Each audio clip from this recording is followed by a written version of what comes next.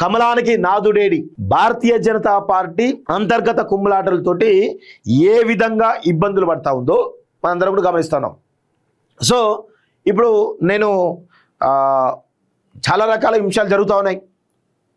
అసలు కార్యకర్తలు కొంతమంది నాయకులు సపోర్ట్ చేయకపోవడం, నాయకులు కార్యకర్తలు సపోర్ట్ చేయకపోవడం, నాయకుల మధ్య విభేదాలు, ఇటు బండి సంజయ్ వర్సెస్ ఈటల, బండి సంజయ్ వర్సెస్ అరవింద్, ఇట్లా చాలా రకాల ఈక్వేషన్స్ నడుస్తూ ఉన్నాయి. ఇంకొకటి విషయం ఏంటి అంటే ఎంత దారుణంగా అంటే అసలు ఈటల రాజేందర్ ఓడిపోతే సంబరాలు చేసుకుంటారు బండి సంజయ్ వర్గీయులు. కొన్ని చోట్ల ఈటల రాజేందర్ సంబంధించినటువంటి వర్గం వాళ్ళు ఓడిపోతే సర్పంచ్ ఎన్నికలో బండి సంజయ్ వాళ్ళు సంబరాలు చేసుకుంటున్నారు. అదేవిధంగా బీఆర్ఎస్ పార్టీ సర్పంచ్లకు బీజేపీ ఎంపీ ఎవరైతే కేంద్ర మంత్రి ఉన్నాడో బండి సంజయ్ ఫండింగ్ చేయడం, ఇవన్నీ కూడా బయటకు వస్తూ ఉన్నాయి. విచిత్రమైనటువంటి అనుభవం కనబడతా ఉంది హుజూరాబాద్లో బీజేపీలో. సో ఇప్పుడు అసలు భారతీయ జనతా పార్టీ ఒక నాయకత్వం ఉండాలి కదా, సరైన నాయకత్వం ఉంటే నడుస్తుంది. సో ఇప్పుడు భారతీయ జనతా పార్టీ ప్రెసిడెంట్ ఎవరైతే రామచంద్రరావు కనీసం ఒక సర్పంచ్ ఎన్నికలకు పోయిన దాఖలాలు కూడా నాకైతే కనబడలేదు, ఎక్కడ ప్రచారం చేసినట్టు కూడా కనబడలేదు. మరి ఎందుకో మరి అంటే ప్రెసిడెంట్ కదా సర్పంచ్ ఎన్నికలకు పోయి ప్రచారం చేయడం అవసరమా అని అనుకున్నారేమో, కానీ అలా అనుకుంటే రేవంత్ రెడ్డి పరోక్షంగా పోయి ప్రచారం చేసింది కదా. మరి అదేవిధంగా భారతీయ జనతా పార్టీ కూడా జిల్లాల రివ్యూలు పెట్టి అక్కడ ఏదో ఒకటి చేసే ప్రయత్నం చేయాలి కదా, చేయలేకపోయింది. ఎందుకు అంటే ఇది పరిస్థితి. అంటే ఇక్కడ విషయం ఏంది అంటే భారతీయ జనతా పార్టీ ఏ విధంగా పేలవప్రదర్శన చేస్తుందో చూస్తున్నాం. ఇంకో విచిత్రం ఏంటంటే కొంతమంది నాయకులు, కీలకమైన నాయకులు బీఆర్ఎస్ పార్టీ కోవట్లుగా ఉన్నారు, కొంతమంది నాయకులు రేవంత్ రెడ్డి కోవట్లు కూడా ఉన్నారు. సో ఆ విధంగా కోవటిజం చేస్తూ ఉన్నారు. అసలు క్రమశిక్షణకు మారు పేరు భారతీయ జనతా పార్టీ అంటారు, కానీ ఇప్పుడు క్రమశిక్షణ అనేది భారతీయ జనతా పార్టీలో కొరవడింది. అసలు కనబడతాడు. జనరల్గా వాక్ స్వాతంత్రం, అంతర్గత స్వేచ్ఛ కాంగ్రెస్లో ఎక్కువ ఉంది అనుకుంటారు కదా, అసలు కాంగ్రెస్ కంటే దారుణంగా బీజేపీలో ఎక్కువ ఉన్నట్టుగా చాలా స్పష్టంగా అర్థమవుతోంది.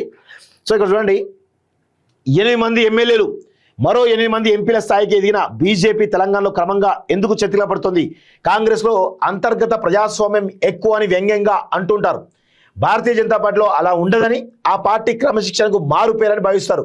అయితే తెలంగాణలో బీజేపీ పరిస్థితి మరింత విచిత్రంగా తయారైంది. ఇందుకు పూర్తి భిన్నంగా తయారైంది.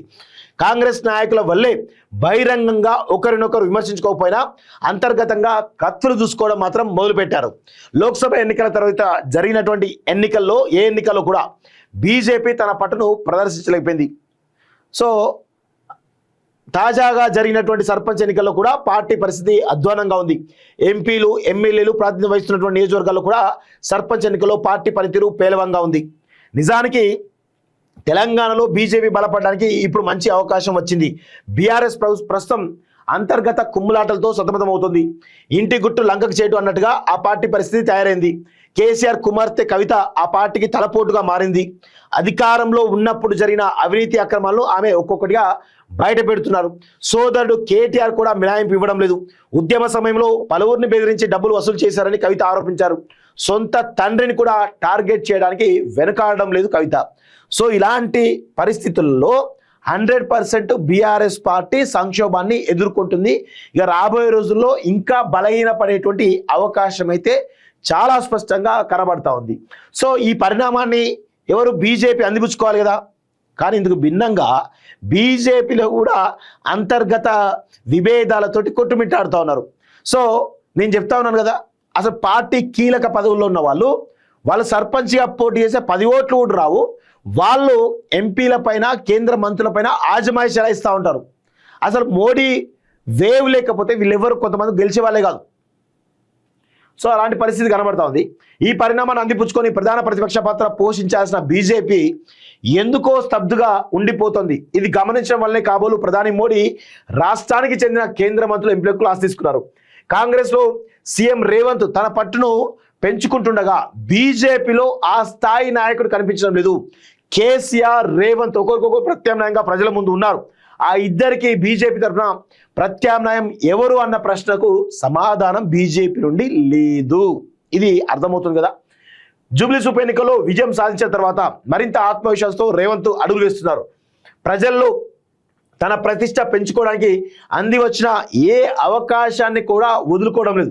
తెలంగాణ రైజింగ్ సమ్మిట్ ద్వారా రాష్ట్రంలో పెట్టుబడుల ఆకర్షణకు భారీ ప్రయత్నం చేశారు. మరో 10 ఏళ్ల పాటు సీఎంగా తానే ఉంటానని ఆయన ప్రకటించుకున్నారు. మొదటి దశ పంచాయతీ ఎన్నికల్లో దాదాపు 50% వరకు సర్పంచ్ పదవులు కైవసం చేసుకోవడం ద్వారా ఆ సీఎం తన సత్తా చాటారంటూ చూస్తా ఉన్నాం. సో నేనేమంటా ఉన్నాను, భారతీయ జనతా పార్టీకి తెలంగాణలో అవకాశాలు ఉన్నాయి, కానీ ఆ అవకాశాలు చేజేతులా వాళ్ళు జారవిడ్చుకుంటున్నారు. సో తెలంగాణలో పొలిటికల్ స్పేస్, ఆల్టర్నేటివ్ పాలిటిక్స్ కోసం ఒక స్పేస్ అనేది చాలా స్పష్టంగా కనబడతా ఉంది.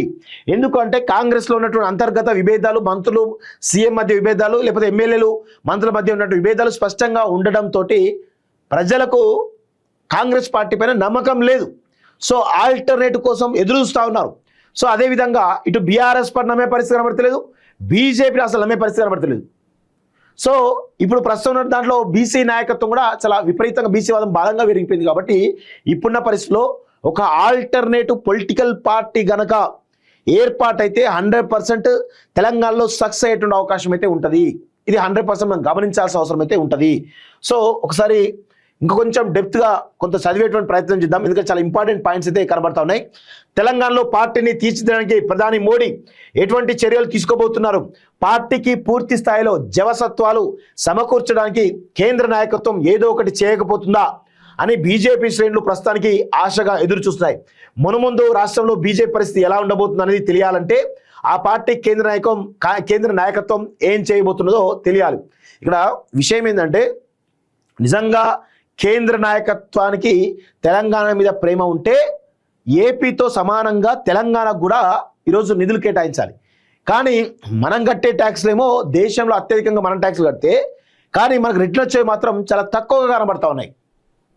దీనికి కారణం ఏందో కేంద్ర ప్రభుత్వమే చెప్పాలి. మీరు నిజంగా తెలంగాణలో అధికారంలోకి రావాలంటే ఇక్కడ అనేకమైన డెవలప్మెంట్ ప్రాజెక్టులు కేంద్ర ప్రభుత్వ నిధులు అత్యధికంగా ఇస్తే 100% బీజేపీని ఆదరిస్తారు.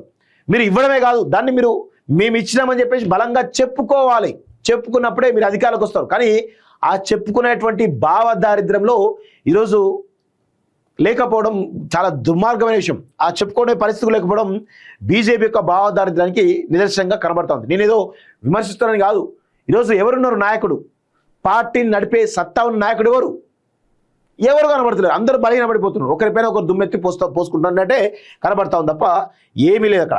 సో ఉత్తరాది రాజకీయాలకు భిన్నంగా, వాస్తవమే కదా, ఉత్తరాది రాజకీయాలు భిన్నంగా దక్షిణాది రాజకీయాలు ఉంటాయి. ఇక్కడ అంత ఈజీగా ఉత్తరాదిలో మీరు ఏదో నెరేటివ్ బిల్డ్ చేసినట్టు ఇటు సౌత్ ఇండియాలో బిల్డ్ చేద్దాం అనుకుంటే పొరపాటు. మీరు మీ పట్టున్నట్టు కర్ణాటకలో మీకు సాధ్యం కాలేదు, మరి తెలంగాణ ఎట్లా సాధ్యమవుతుంది? సో ఉత్తరాది రాజకీయాలకు భిన్నంగా దక్షిణాది రాజకీయాలు ఉంటాయన్న విషయాన్ని బీజేపీ కేంద్ర నాయకత్వం గుర్తించాలి. ఉత్తరాది రాష్ట్రాల్లో పార్టీ ప్రభావం అధికంగా ఉంటుంది. స్థానికంగా బలమైనటువంటి నాయకులు లేకపోయినా ఇబ్బంది ఉండదు. దక్షిణాదిలో ఇందుకు భిన్నమైనటువంటి పరిస్థితి. బలమైనటువంటి నాయకుల చుట్టూ రాజకీయం సాగుతుంటుంది. కర్ణాటకలో యడియూరప్ప నాయకత్వంలో బీజేపీ బలంగా ఉండేది. నాయకత్వ స్థానం నుంచి ఆయన తప్పించగానే అక్కడ పార్టీ బలహీనపడింది. తెలంగాణలో బండి సంజయ్ నాయకత్వం తప్పించాకే తంటాలు మొదలయ్యాయి. ఉత్తరాదిన పార్టీని ముందుగా విస్తరించి ఆ తర్వాత నాయకులు పెంచడం బీజేపీ విధానంగా ఉంది. దక్షిణ రాష్ట్రంలో ఆ విధానం చెల్లుబాటు కాదు. ఇక్కడ ముందుగా నాయకులను పెంచాలి, ఆ తర్వాత పార్టీ దానంతట అదే బలపడుతుంది. కేసీఆర్ కారణంగా భారత రాష్ట్రపతి బలంగా ఉంది. ముఖ్యమంత్రి రేవంత్ రెడ్డి కారణంగానే ఇట్లు కాంగ్రెస్ బలంగా రూపొందింది. ఈ రెండు పార్టీలను ఢీకొనాలంటే భారతీయ జనతా పార్టీలో కూడా ఆ స్థాయి నాయకుడు ఉండాలి కదా. మా పార్టీ సిద్ధాంతాల పునాదిపై ఆధారపడి మాత్రమే పనిచేస్తుంది అంటే కుదరదు.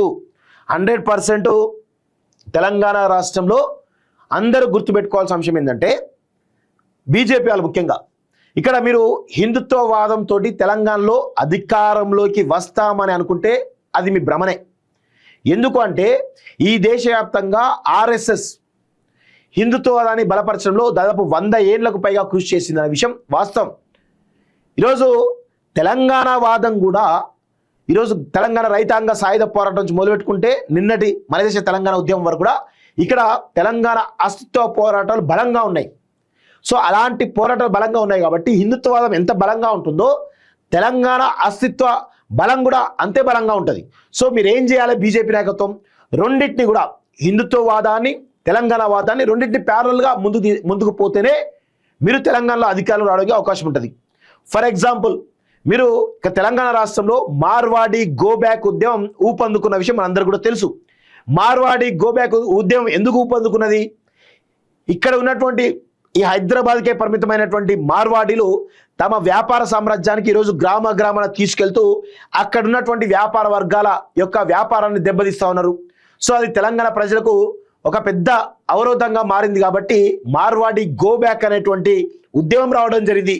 దానికి తెలంగాణ వాదులంతా మార్వాడి గో బ్యాక్ ఉద్యమాన్ని సపోర్ట్ చేస్తూ ఉంటే ఈరోజు మార్వాడీలకు మద్దతుగా భారతీయ జనతా పార్టీ నాయకులు ఉన్నారు.